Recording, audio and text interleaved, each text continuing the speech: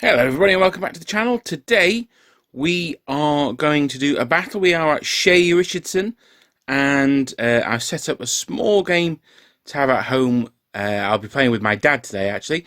And we've got two armies. We've got the French army over here and we've got the British army over here. Now I'm not going to blame you if you don't recognise these armies because I am using some proxy miniatures, but these are the armies that I recommend in my starter videos. So we've got our 7 battalions of French infantry, our 2 guns, our senior commanders, and we've got 3 regiments. Now I'm using dragoons instead of chasseurs because I can't find my light cavalry box.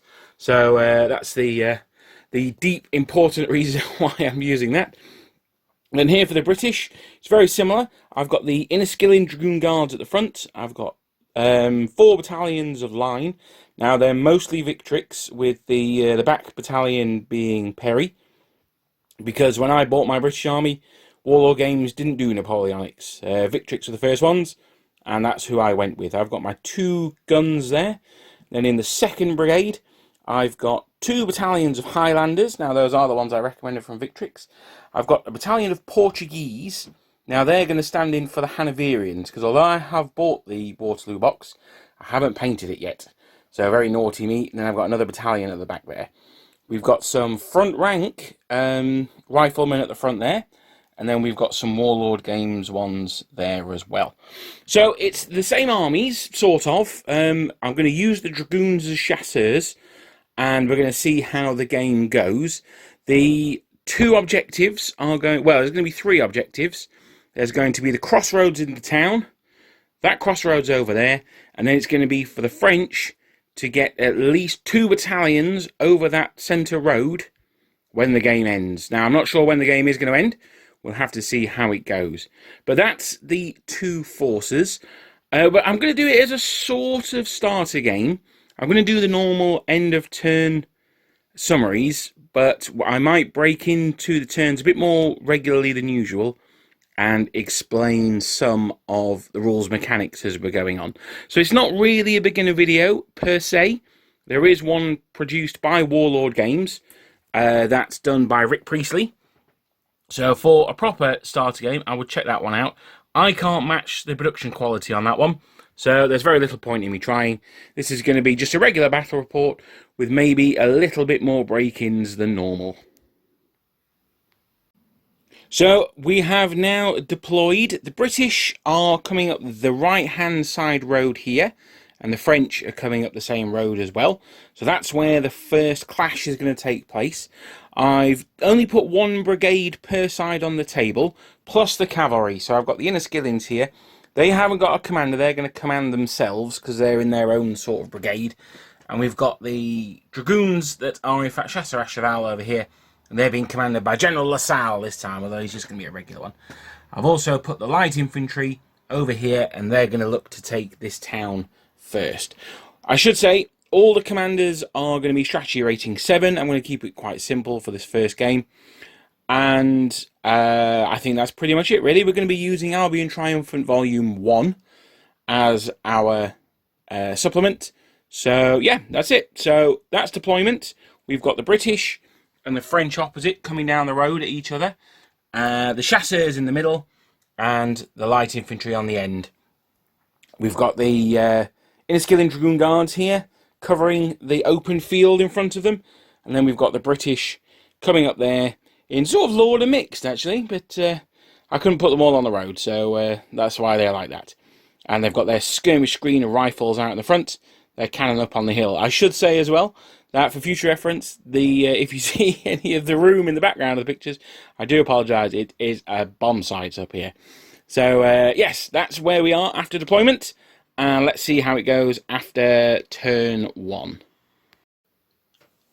So here we can see the only firing that occurred in turn 1. It was the rifles who had moved up to the edge of the road, firing at that French column, which has moved forward to try and take the crossroads. If we zoom out a little bit, and I should say that the French did save both of those, so there were no casualties. I should also say, something I didn't mention earlier, is that because we're playing on a 6 foot by 4 foot table, normally we play on 6 foot by 8 foot, But on the smaller size table, we're halving all the ranges. So troops are moving 6 inches, musketry's 9, rifle fires 12, and cannons fire 24 inches. So the cannon was just out of range for the British. But if we zoom out, we can have a look at the situation at the end of turn 1. The French, as I said, this one battalion here moved forward. The other 2 battalions on the hill stayed where they were. The general passed his first order, but failed his second one, unfortunately. The chasseur commander, old General Lasalle himself, he decided to fail his first order. So he didn't do anything. He's obviously enjoying a bottle of wine or something. And the light infantry on the flank here, they moved forward to the edge of the village. So hopefully they'll be occupying that next turn. The British, they've advanced their 2 firing wings here. They had some very low rolls, which were very nice. The Inniskillens moved up as well. But the Portuguese and the Black Watch failed their command, so they stayed where they were. So, a bit of a cagey turn 1, but hopefully as turn 2 goes on, we will start seeing the French getting in and mixing it a bit with the British. So that's the end of turn 2. It was less eventful than I'd hoped. The French troops moved forward from the hill, so that's nice. It means I don't have to show that horrendous corner in any more shots, so that's quite good. Lasalle, once again, he's obviously opened a second bottle of wine, because they didn't go anywhere. But the light infantry did occupy the village. General Van Damme, you can always count on him. Maybe there's some priceless art treasures in there that he wants to get his hands on. For the British, not a huge amount happened. The Inniskillens on the right moved forward. The rifles fired twice again. Now this time, I failed both my saves, meaning that the 45th Infantry have taken 2 casualties, and they've only got 1 more before they reach their break point. So a good round of shooting from the rifles there. Obviously, Pat got in range with his knock gun or something. But we'll see how it goes in turn 3, as those 2 French columns on the left will start moving towards those Inniskillens. So a huge turn on turn 3. The French, they leapt forward from here and engaged Inniskillens in close combat. The Skins decided to use their steady line to get +1 to their melee attacks. They countercharge, it's always the best one to go for in my opinion. And they fought the French column to a standstill, inflicting 3 casualties on them to only taking 1 in return. So that went on in the French turn and the British turn. They're carrying on fighting, but I don't fancy that French brigade's chances very much. Now back here, the rifles, there's a huge gap in the French line where the rifles destroyed an entire battalion of French infantry. So in 4 shots in the last 2 turns, I failed all 4 saves and then rolled a 3 for the morale save. So it's maybe a quirk of the dice, but they were pretty bad. Unfortunately for me, the General of Brigade had tried to rally them in the previous turn, so he was attached to the unit, and when it was destroyed, he went along with them. So when he gets back to Imperial Headquarters, I think Napoleon is going to have a very stern word with him, let's put it that way.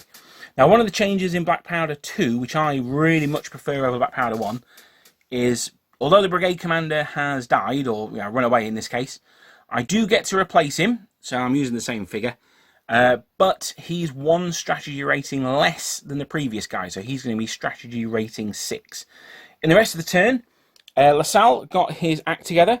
They moved forward 1 move. They were supporting the flank of that infantry battalion there, but they disappeared. So they're looking a little bit lonely at the moment. Maybe should have moved forward earlier. And they're going to be facing off against the Black Watch and the Inniskillen Dragoon Guards. So let's see how that goes. Hopefully they will clash in this turn. The village stays occupied by Van Damme. He's obviously checking all the artworks out. And the British are going to be looking for some reinforcements to come on the left-hand side of their line and maybe take that next turn. So that's the end of turn 4. And the French reinforcements have turned up, not a moment too soon, I think.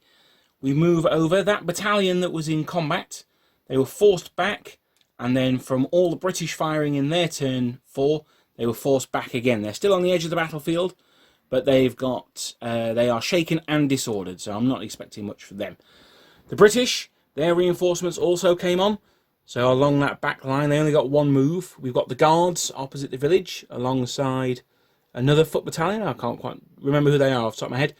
And we've got the Kings and the 33rd in the middle, and they are supporting still the Argylls, who haven't moved, and the Skins, who didn't move either.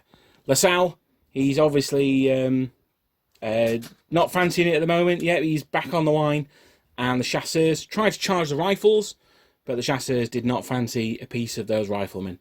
So that was the end of turn 4. Not a huge amount happened, apart from both armies got heavily reinforced. One of the things that I'm really enjoying seeing is the entire British starter army on the table. In fact, I'm going to go in for a close-up here. So we've got the rifles at the front, and then over here. As I say, the Portuguese are standing in for the Hanoverians in this one, but I don't think it really matters hugely. And there we've got the Guard on the end as well. So the entire British army is on, the entire French army is on. Let's see how it goes in French turn 5. Hopefully that cavalry can decide to do something. Well, here we are at the end of turn 5, and what a turn that was. So it started off with the French chasseurs charging the rifles that were lining the road there. They rolled a 4 for their charge, which meant they had all the movement they needed. But the rifles formed a quick rally square, so the chasseurs fell back. But the rifles being in square, the French infantry reinforcements surged down the road and smashed into them, destroying them utterly. On the British right, the Inniskillings, who are in square, they are being charged by the infantry battalion that was up on the hill, but they seem to be fighting them to a standstill. The first round of combat, the French inflicted 3 excess casualties on the enemy, but they rolled an 11 for their morale roll. And in the second round of combat, they actually won the combat, because despite me rolling 6 dice hitting on 3s, I only hit with 1 of them. And the Portuguese and the British turn moved up to support them. So, yeah, that was a bit embarrassing. Now I think about it, I wonder if you can support square. I'll have to check that before the next turn. But either way, it doesn't matter. They carried on fighting anyway. Over here in the middle, the British reinforcements didn't really do anything. They failed to assault the town. And the Skins in the middle there, they also had a look at the chasseurs over here. They seem to be staring each other down. Let's see who makes the first move. So that was the end of turn 5. It was a much better turn for the French. They're actually in quite a strong position. But the British do have 1 ace up their sleeve. This battalion at the front there, that 6 means that they are disordered. So they won't be able to do anything this turn. So it's going to be up to the French to see if they can reinforce their left-hand flank and maybe try and turn the British. As we go into French turn 6. So we're cutting into British turn 6 here. In a very unexpected move, the Black Watch charged the French infantry down the road. They were expecting to be supported by the Argylls, who unfortunately, they failed their command roll. Now, the Black Watch went first because they used their initiative move, and then it goes into command rolls. So unfortunately, it was one of those things where, you know, you pay your money, you take your chance. They tried to charge. Now, one additional problem they're going to have is that the 2 French columns fired at them in my turn, and they took 2 casualties. So let's see how that goes for them. Don't think it's looking very good for the Black Watch, I have to say. In the French turn, the chasseurs charged the Argylls, though, and they lost the combat and took 3 casualties doing it. So you never know, you never know. The Skins were going to try and maximise on the chasseur problem, but they failed their order. And in something that's very much amused me, the British at the back there, they tried to charge the village with the Coldstream Guards and the Green Howards. My opponent, General Dad, he rolled an 8, and which wasn't enough. So he used his general reroll to do it, and he blundered. So everyone moved to the left. So all we've done is we've just taken the guard off. They can come back on though, and we just swapped the 33rd onto the far end just to make it easier than shuffling everyone over. So that's where we are, halfway through the British turn 6. I am of course going to do an end of turn report as well, and we'll see where we are at the end of the turn. But with that hilarious blunder, and the unexpected charge of the Black Watch, I just wanted to break in. I said I would in the intro, and I haven't actually done any break-in videos yet. So I thought I'd better get some done as well, otherwise I would be a dirty liar. So there we go, that's the situation at the end of movement for the British.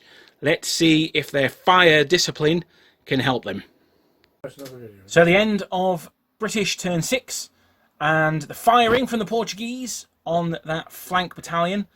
What did cause no casualties, I managed to save them, but it did disorder them. An enfilade shot from that cannon, though, that did cause a casualty. So they've taken one casualty and are more crucially disordered. Over here, the combat with the Black Watch did not go very well for them. They fell back. They lost the combat quite heavily and fell back. The French decided to stay in contact, meaning that they're quite a way over the road now. They're deep behind British lines, so hopefully something good can come of that. The two battalions here poured fire into the village, and they caused one casualty, and they disordered the light troops that are in there. I keep forgetting they're light troops, actually. They got sharpshooter. I'll have to remember that next time.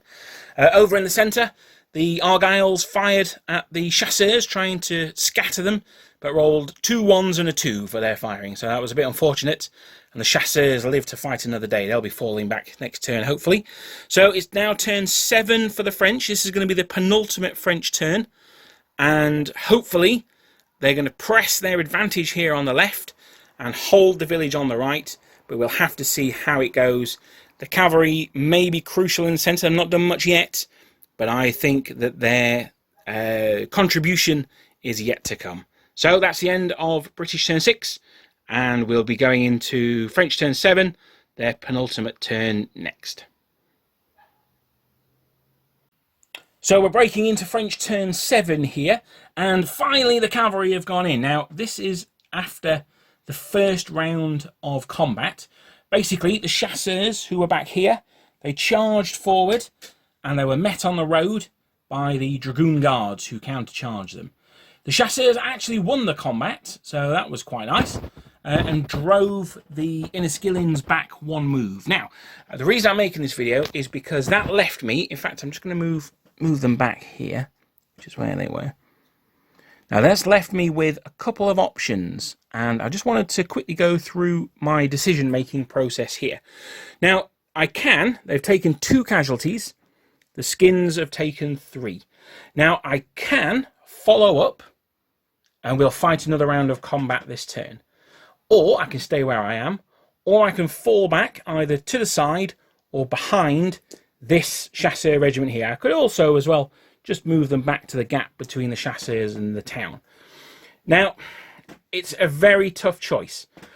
There's also the possibility that I could charge the Argyll and the Southern Highlanders over there. That would obviously be the move to make. However, it's a little bit on the cusp of my movement, and I think it would be a bit cheesy. Basically, from the centre of my unit to here, I can reach, but that's about it. So I think that would be a little bit much, especially as it would be quite an important charge.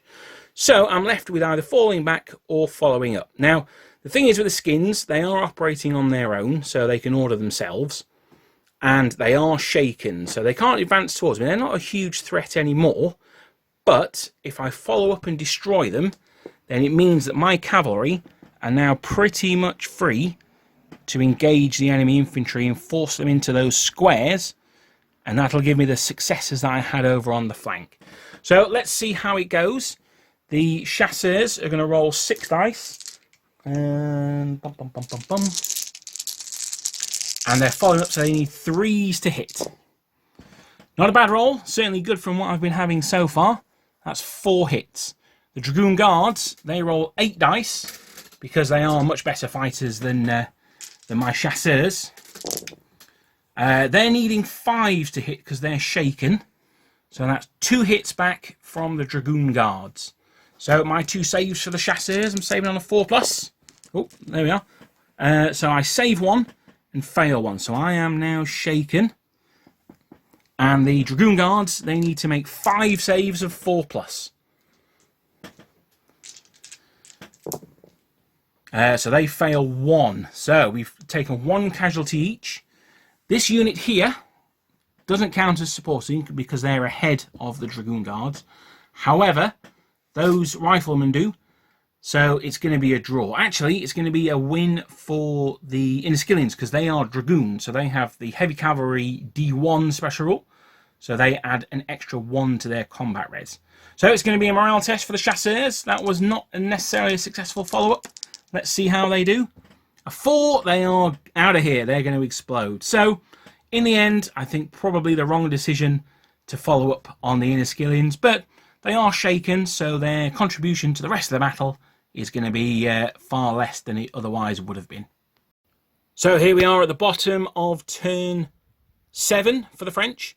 They have galloped over the road and they're still in combat with the Black Watch there, but nothing really happened. The Black Watch lost the combat, but they rolled an 11 to carry on fighting. The French have now got 2 battalions here. Let's get rid of that disorder marker, thank you very much. They've got 2 battalions menacing those Portuguese. In the centre, the loss of those Chasseurs, not great. I've still got a unmolested unit here, so they can perhaps still do some goodness. And I think the village is looking pretty secure on the end here. But we'll see if those Grenadier Guards turn, or those Coldstream Guards turn up again. So that's the end of turn 7. It's looking pretty good for the French, but let's not count our chickens before they're hatched. And let's see if the British can force me back in their turn 7. Well, with some absolutely spectacular firing, the Brits have turned this around. 1, 2, 3 battalions, all disordered from the fire from this unit here, the Argylls, the Portuguese, and the cannon there. 2 dice, 2 6s. Fortunately, I rolled 2 6s to save as well, but the crucial part is they're all disordered. So those Portuguese will not be getting charged next turn, which is, of course, the last French turn. Well, I say they're not going to get charged. Let's see. These Argyll and Southern Highlanders, though, they have swung around to fire here. Now, they will almost certainly be getting charged by these Chasseurs. But we'll see how that goes in the French turn. But I just wanted to break in on British turn 7 to show that's an absolutely phenomenal shooting from the Brits there. And that's why you can never, ever write them off in this game. So, as expected, the combat here saw the end of the Black Watch, and that French battalion has turned round to menace the flank of the Argyll and Southern Highlanders there. Over here in the village, finally, the British got to assault. It wasn't hugely successful, though. The French took no casualties, I can't speak today, and inflicted 2 upon the British. So, it looks like the light infantry are going to hold their village, because the British bounce back, so there'll be no more combat this turn. The British are going to have 1 more round of melee to throw them out. But going into the French turn 8, the final French turn, none of these 3 battalions will be charging. That one will be, and hopefully this regiment here will be as well. So we'll see you at the end of French turn 8. I'm going to do 1 for each side on this one. So the only real thing of note there was the column auto-charging in the flank. The Chasseurs continued with their tradition of failing to charge anything. So the Highlanders, they took a total of 4 casualties, but they managed to pass their morale test, so they carry on in the fight. So that's the end of the game. The French are victorious. They've got 3 battalions over the crossroads. They've got 1 on the crossroads, and the village is still held by the French. Oh, actually, no, we didn't do the combat in the village, do we? We'll have to go back and do that. I think it's very unlikely that the French are going to lose. In fact, we'll do it now. So the Brits, they need to roll 6 dice, and they are hitting me on 4s. And the French roll... with no hits, I think we can say that that's the end of that. So the Brits didn't get the French out of the village. They did, however, have a good attempt here. The Inniskillians moved out of the way. They rolled a 3 for their final roll, so they finally got a good roll. And the idea was that these Brits were going to advance. However, they rolled a double 6 and they blundered. A 2 followed, so they're no longer on the table. I think they saw the writing on the wall. And the Coldstream Guards obviously decided that their baggage needed defending. So over here, though, the Highlanders were finally defeated. They did turn to face the French column. They did shake the column, so they wouldn't be able to do too much more than really form square in their next turn. But unfortunately for the Jocks, they were defeated. The Portuguese had another good go. They didn't cause any casualties, but the cannon did, and disordered the battalion. So that French battalion there would be looking at going into the Portuguese if we got onto a turn 9. But I think as night falls, both on the battlefield, in our historical mind's eye, and in reality, the British fall back with only the one battalion of Portuguese and 2 battalions of British infantry who've just been absolutely pasted left on the battlefield. My dad there, he's pointing at the 2 units that he hasn't taken off the table yet because he couldn't be bothered, because they blundered off the table. Let's remember that, shall we? So I think that's it. It was a strong thrust on the French left that won them the battle. So sorry about that. I ran out of recording space on my phone. As I was saying, I think it was a strong thrust on the French left, which broke through the British line. The British reinforcements came on the British left, so my right, which, I think was fair enough. They needed to throw the French out of this village. But unfortunately, I think it meant that the thin red line was a little bit too thin on the on the left-hand side. The British who did come on, their dice rolls weren't great, to be fair. They didn't get much in the way of manoeuvrability going on.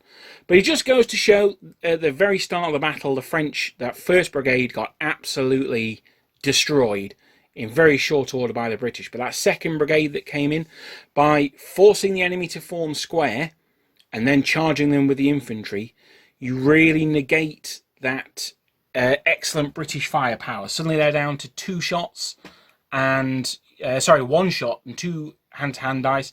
So it's all about that combined arms approach. These chasseurs, they didn't do much, but I think it's worth saying that they were the man of the match because they forced the British into squares, which allowed these battalions to steamroll through. I hope very much that you enjoyed that battle. It's something a little bit different.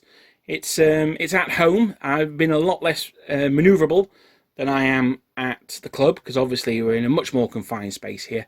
But I hope you enjoyed the battle. Something a little bit different. We've not had the British and the French on for a hell of a long time on this channel, and it was nice to see that the 2 starter armies are actually quite well balanced against each other. Thank you very much for watching, and I shall see you in the next video. Goodbye.